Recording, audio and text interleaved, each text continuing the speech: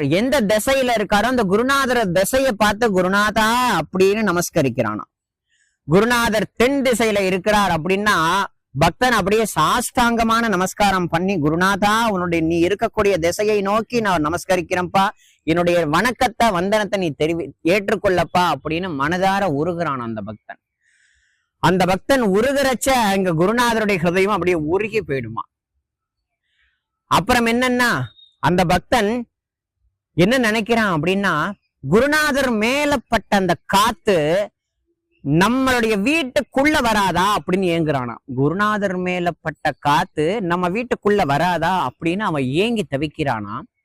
அந்த தருணத்துல சிறுடின்ற ஊர்ல இருந்து ஒரு பக்தர் இவனுடைய இடத்தை நோக்கி வரார் அப்படின்னா, நீங்க இங்கிருந்து வரீங்கன்னு கேட்ட உடனே நான் ஷிரடியிலேருந்து வரேன்னா உடனே அந்த அடியவர் காலில் வீழ்ந்து சாஷ்டாங்க நமஸ்காரம் பண்ணி, குருநாதா